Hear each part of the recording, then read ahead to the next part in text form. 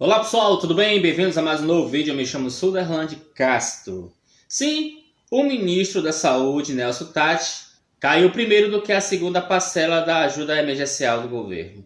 E para entendermos melhor o porquê de sua saída e também entender por que o Brasil se afunda cada vez mais na crise do coronavírus, é necessário nos puxar na memória um pouco lá atrás, quando tudo isso começou. Bolsonaro tinha todo o tempo, junto com a sua equipe, o Ministério da Saúde, para criar um plano de ação ao combate do coronavírus caso chegasse no Brasil. Porque já tínhamos exemplos em Wuhan, países próximos da China e a própria Europa que estava sofrendo, principalmente Itália, Inglaterra e Espanha. Mas Bolsonaro resolveu brincar com o vírus ao ponto de dizer que no Brasil isso não ia passar de uma gripezinha, um resfriadinho, porque éramos um país tropical e tinha se feito um fake news lá atrás dizendo que o coronavírus não era resistente a lugares quentes e úmidos. No caso, o Brasil, um país tropical. Só que caiu por terra porque era tudo mentira. Os dados da pesquisa da Fiocruz já apontavam que o coronavírus em janeiro já circulava no Brasil, de proporções menores. Claro que com a proliferação dele entre o final do mês de fevereiro e no início de março, fez o Brasil se sentir fragilizado diante de um inimigo na qual não tínhamos sequer estudos ou estratégia para combatê-lo. Talvez se o carnaval não tivesse realmente sido feito, ou talvez se tivesse uma fiscalização maior nos aeroportos internacionais, talvez se tivéssemos fechado fronteiras cedo, talvez se tivéssemos nos preparado, comprado respiradores e equipamentos de proteção, N coisas poderia ter sido evitado. N coisas poderia ter sido feita mesmo antes desse vírus ter chegado ao Brasil. Não, mas Bolsonaro insistiu de que não ia ser nada e que em seu discurso desinformado, 70% da população brasileira pegaria o vírus. Pessoal, dentro dos dados dos cientistas, se 70% da população brasileira pegar o vírus, isso corresponde a 1.800.000 pessoas mortas. É claro que 70% da população brasileira não pegará o vírus, mas é necessário que uma parcela, no mínimo aí entre 10% e 15% possa pegar o vírus, mas que possa ter um controle e um combate direto com o vírus. Então, Luiz Henrique Mandetta, quando era ministro da Saúde de Bolsonaro, havia nele essa preocupação de preparar o Brasil. E já sabendo que o sistema público de saúde no Brasil sofria muito e não estava preparado para uma quantidade maior de pessoas, ele já se movimentava para poder adiantar, para termos a compra de respiradores artificiais, equipamentos de proteção para os médicos, a prevenção do isolamento, o uso de máscara, N coisas que Mandetta tentava, quando era ministro, fazer com que o Bolsonaro entendesse que o povo precisava disso para que uma quantidade mínima não pegasse o vírus e assim não colapsasse o sistema público, que seria a falta de UTI, já que as UTIs são equipadas com respiradores artificiais e o coronavírus leva uma insuficiência respiratória, provocando uma pneumonia aguda. O médico estava ciente com as informações técnicas cedidas pela OMS e diversos países que estavam estudando o vírus, mas Bolsonaro se fez de doido, melhor, ele é doido, mas se fez de ouvido de mercador para não ouvir os anseios e os clamores de Luiz Henrique Mandetta, porque senão vidas seriam perdidas pelo vírus. Mas a briga que Bolsonaro teve com Luiz Henrique Mandetta, além do ciúme pelo fato de ter sido o ministro mais popular do Bolsonaro ao lado do Sérgio Moro, Mandetta realmente, com suas intenções políticas, trabalhava de forma consciente naquilo da saúde. Então, de forma técnica, Mandetta orientava realmente os secretários dos estados como agirem. Porém, quando os governadores dos estados perceberam que Bolsonaro era o maior aliado do vírus, trataram todos proteger seus estados. Então, independente se vinha ou não uma ajuda do Ministério da Saúde, as secretarias estaduais começaram a negociar equipamentos respiratórios e EPI de proteção para os médicos, os profissionais da área de saúde. com toda dificuldade, porque eram governos estaduais negociando, e sem um apoio ao aparato do governo federal, realmente a luta seria dificultosa. Porém, durante todo esse percurso, surgiu a famosa cloroquina e a hidroxicloroquina, remédios que até então são utilizados para determinados tipos de doenças.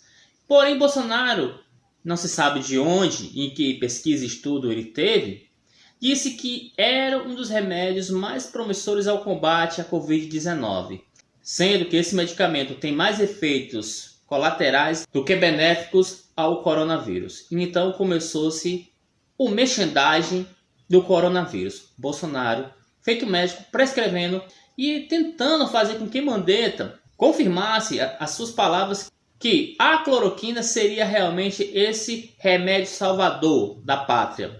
Interessante que lembro dos posts dos apoiadores de Bolsonaro exaltando a cloroquina, dizendo que Bolsonaro tinha encontrado a cura para o mundo e que merecia o Nobel de Medicina e o Nobel da Paz. Não estava com essa razão. Na verdade, é um perigo muito grande o uso da hidroxicloroquina e da cloroquina. Ao fato de Bolsonaro não mais aceitar que estava sendo posto em segundo lugar, porque Luiz Henrique Mandetta governava o Brasil como um médico ao orientar seu paciente e todos davam ouvido, Bolsonaro tratou de ter dificuldade com Luiz Henrique Mandetta a atacar governadores, aqueles principalmente que estavam comprando respiradores, apoiadores das cidades, dos estados de Bolsonaro começaram a atacar os governadores e prefeitos. E é bom que prestemos bem atenção quem são essas pessoas para evitar que elas possam chegar a um cargo público, porque essas pessoas são opositores e muitas delas estão interessadas em política, em se beneficiar com a carona de Bolsonaro, mas não tem como mais, porque mais de 70% da população brasileira não quer esse tipo de pessoas dirigindo o Brasil. Então, além de ter esse problema político, né, e a questão da preocupação do Luiz Henrique Mandetta com a saúde, Bolsonaro resolveu demiti-lo. E para seu lugar, Bolsonaro também buscou uma outra pessoa que aparentemente, aos modos de Bolsonaro, teria que ser técnico, mas que de forma alguma pudesse trabalhar de forma técnica. Era isso que Bolsonaro queria do seu ministro da Saúde, para não ter problema com questões técnicas e principalmente questões políticas. Então, Nelson Tais, ele é um médico sim, só que ele não é um médico com pretensões políticas. E ao chegar no Ministério da Saúde, encontrou uma situação caótica. O governo federal, de maneira alguma, tem intenção de comprar equipamentos para redistribuir aos estados, como respiradores e equipamentos de EPI para os profissionais da área de saúde. E isso ele tinha visto lá. Uma matéria saiu a respeito falando sobre isso. A própria dificuldade que o governo federal colocava para adquirir esses produtos. Governadores que tentaram trazer respiradores, automaticamente o governo federal o queria confiscá-los, ou países como os Estados Unidos que confiscaram e não devolveram, como aconteceu com o consórcio Nordeste ao comprar 600 respiradores que ficaram presos no aeroporto de Nova York. Então Bolsonaro queria realmente ditar como o Ministério da Saúde iria trabalhar. Mas o pior dos agravantes, motivo na qual fez o Nelson Tais sair do governo, foi simplesmente, de novo, Bolsonaro recomendar a hidroxicloroquina e a cloroquina.